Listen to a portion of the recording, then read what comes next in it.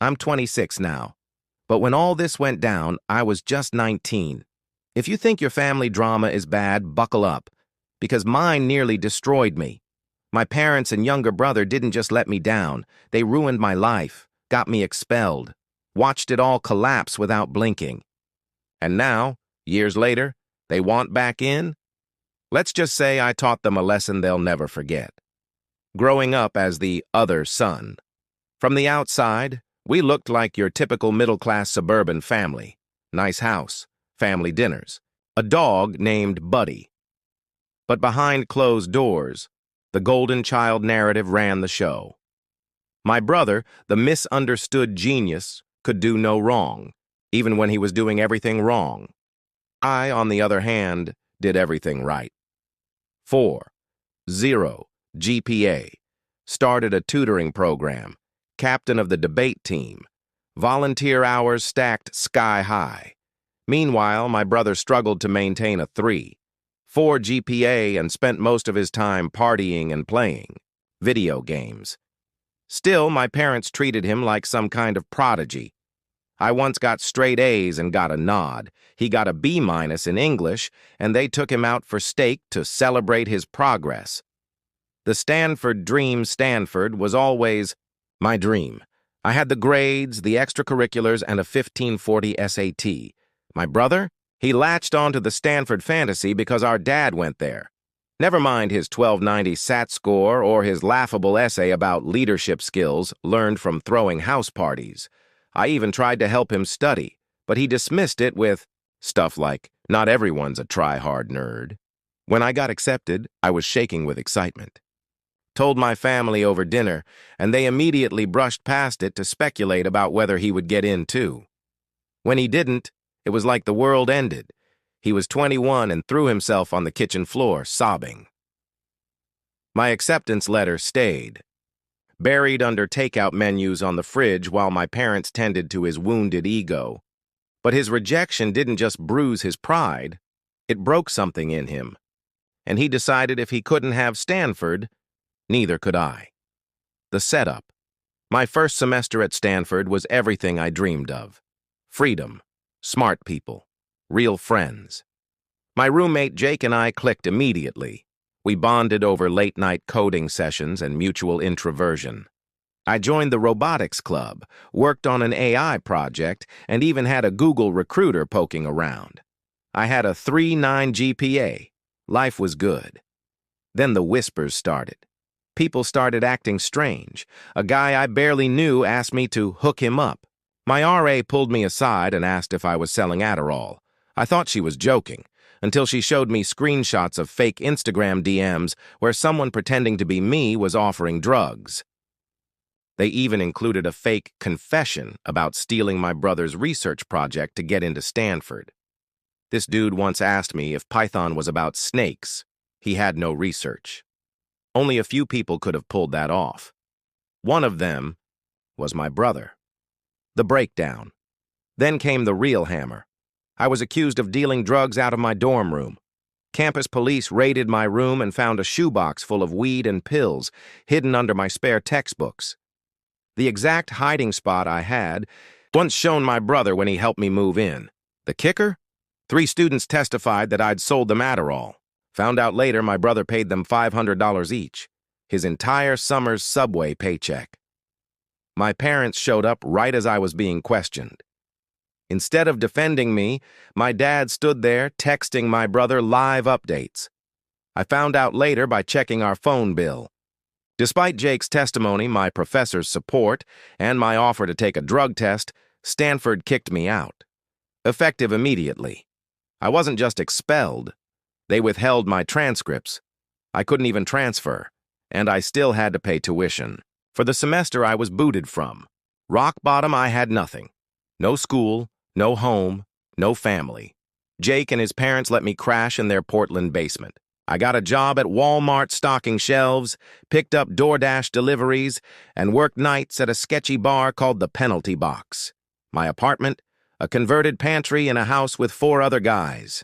I had to choose between a twin mattress or a desk. I chose the mattress. And my family? They didn't just abandon me, they celebrated. My grandmother told me she always knew all that computer stuff would lead me down a dark path. My mom fake cried. My dad smirked at texts from my brother, all because my brother couldn't handle rejection. I used to code on my old laptop, hunched over on my bed in a tiny room I rented from a Craigslist ad. One of my roommates, Miguel, was, no joke, a real drug dealer. Ironic, right? But honestly, he was one of the kindest people there. When I was too broke for groceries, he'd share his mom's homemade tamales. The worst part wasn't the awful jobs, or that my bedroom was basically a pantry. It was the feeling that my future had evaporated. I'd scroll through LinkedIn and see my old Stanford classmates interning at Google or Facebook, while I was deciding if I could afford both ramen and toilet paper that week.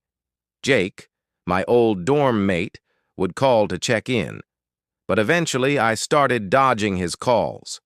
It hurt. Too much to hear about how good things were going back at school. My parents called too, not to check on me, but to tell me what a disappointment I was. They'd rave about my brother thriving at community college, like somehow that made up for believing his lies. When they asked if I was clean yet, I blocked their numbers. The only thing that kept me sane was coding. I'd work overnight, shifts, then go to Dot's Diner, a 24-hour spot with free Wi-Fi, and nurse a $1, $50 coffee for hours, working on random projects. Linda, the overnight waitress, would accidentally bring me extra fries or pie that was about to be tossed. She never said much, but I think she knew I was struggling. That place became my second home. One of those projects? An inventory. Management system. Nothing fancy, just a way to track what food was being wasted at Dots. I didn't know it then, but that side project would change my life.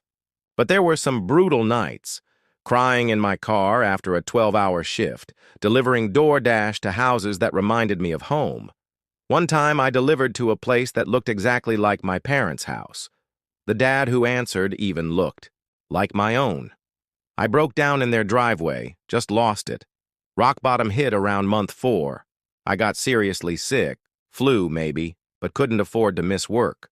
Passed out during my Walmart shift. My manager, Dave, shout out to you, man, drove me to urgent care. Fever of 103 degrees, severely dehydrated. Still went to my bar shift that night because I needed rent. Meanwhile, my brother, living it up. Found out, through mutual friends, he was telling people I was in rehab or working through some issues. He even moved into my old room and sold my stuff, used the cash to buy a PS5. Then came the turning point. I'm at Dots, 1 a.m., coding on my third $1, $50 coffee when a guy in a suit walks in. Weird for that hour. Usually it's just truckers and insomniacs.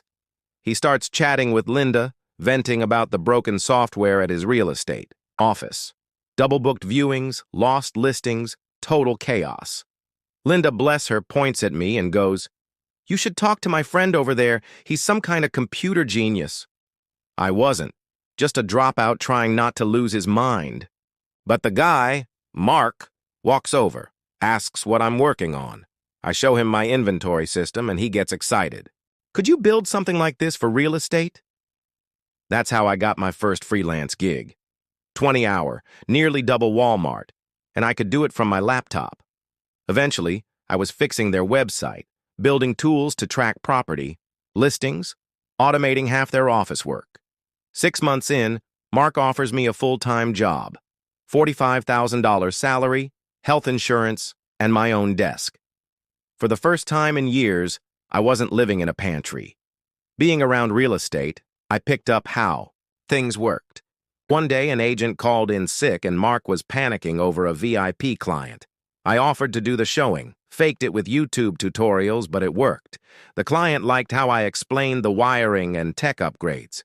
Mark was impressed. Said I spoke tech fluently and offered to sponsor me for a real estate license. Studying was tough. I still worked full-time. But compared to the hell I'd been through, it felt like a breeze. Got licensed in 4 months. First month, 2 sales. Felt unstoppable. Then I realized I could combine tech and real estate in a way nobody else was doing. I built a site that used market trends, tech company expansion, and even coffee shop openings to predict hot neighborhoods. My first year, $88,200. Year 2, $145,000. Year 3, $285,000. The real breakthrough came when I landed a massive corporate relocation deal, 50-plus high-end homes. The commission alone dwarfed what I'd have made with a Stanford CS degree. Now I'm the youngest senior manager in company history. I work 30-hour weeks and make bank, own a house in a nice neighborhood. Got a German shepherd named Pseudo. Yes, after the Linux command. He responds to pseudo speak. And Linda? I still visit Dots, leave her $100 tips, helped pay for her daughter's wedding dress. Then last Sunday happened. Perfect Portland day. Grilling steaks, music. On playing fetch with Pseudo. He starts barking like crazy. Not normal. I check. Black Mercedes in the driveway. My parents. 7 years, no contact. First thing out of my mom's mouth? Your house is bigger than we expected.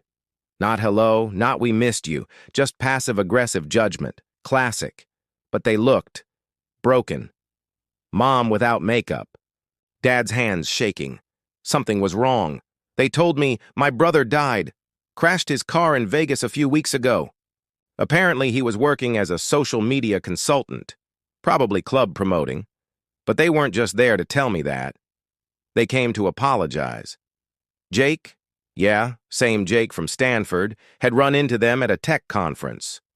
He showed them everything, screenshots, payment records, dorm footage, proof that my brother had framed me. Turns out my brother told them I'd stolen his AI project to get into Stanford. They actually believed that. They claimed they never knew about the drug setup, that they thought I was the dealer, that they'd spent years grieving the wrong son. Mom cried. Dad tried to take credit for my resilience, saying they made me stronger. I laughed and told him that's like pushing someone off a cliff and bragging they learned to fly. They said they wanted to be part of my life again, meet my girlfriend, be grandparents someday. I told them to leave. Pseudo growled until they did. Good boy. But here's what really messed with my head. They only found me because of my brother's journal, a confession. He admitted everything. Only then did they go looking for me. Not because they believed in me, because the person who destroyed me told them to. 2 weeks later, they came back. Brought old photos, childhood mementos, his journal. Like that would fix it. I didn't answer the door. Called the cops when they wouldn't leave. I talked to my therapist.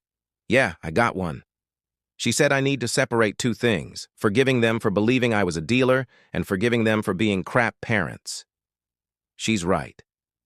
They always favored my brother. Always. Before Stanford, before anything. When he ruined my science fair project, they told me not to make him jealous. When they spent my college fund on his drop-shipping scam, shrugged it off, skipped my high school graduation because he had a hangover, the Stanford setup was just the final blow. Even now, I know they're not back because they love me. They're back because they lost him. They want to fill the hole he left. So I've made my decision. I'm filing a restraining order. Already talked to a lawyer.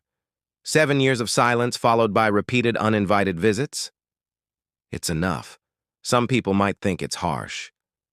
But I've built a life, a damn good one, without them.